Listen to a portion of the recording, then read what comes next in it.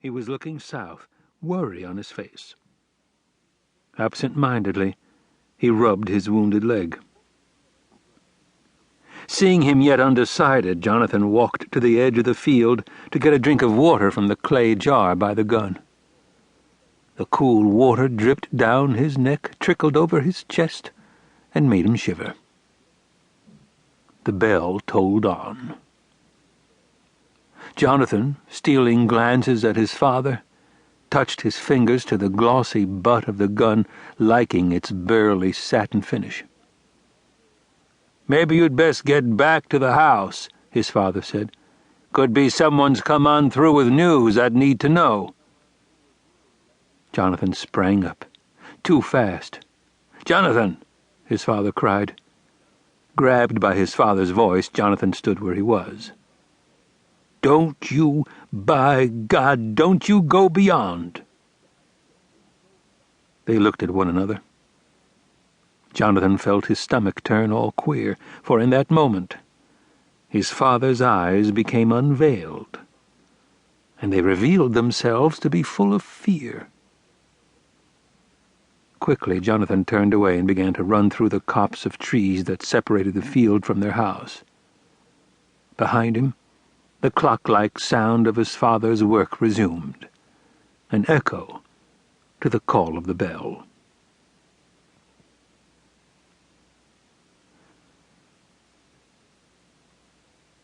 10:15. Jonathan vaulted the split-rail fence, hardly breaking stride. As he came up to the house he'd lived in most of his life, his mother appeared at the door. From behind her skirts, his young brother and sister poked their heads. "What is it?" his mother called before he spoke a word. He could see her worry. Each stroke of the distant bell seemed to make her wince. She had always hated the war, even talk of war, fretting so about his brother who had gone off and yet never sent a word, not one. At her question, Jonathan stopped short, not wanting to get too close. His bare toes curled into the soft earth. "Don't know," he replied. "Pa told me to see if anyone came through with news." "Not here," she said. "Maybe they're going to take back Trenton," he said. 2 years before, only 20 miles away, General Washington had beaten the Hessians there. "Think they might?" he asked, looking about for his shoes. She didn't reply. And then, as suddenly as it had begun, the ringing of the bell stopped, leaving an empty silence. Jonathan wondered if he was already too late. "Want me to go to the tavern to find out what it was?" he asked, edging closer in. He had spied his shoes. They were on the bench by the door. "Your father tell you to?" When Jonathan gave no reply, she pushed a slip of hair beneath her cap and slapped away a tugging child's hand.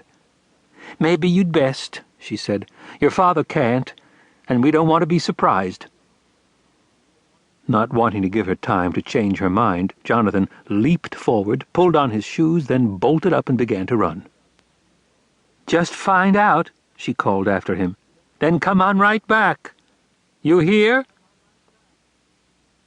Pretending he had not heard, Jonathan kept up his steady run. 10:25. Jonathan lengthened his stride, turned a sharp angle, then beat his way to the creek. He passed the cooling house.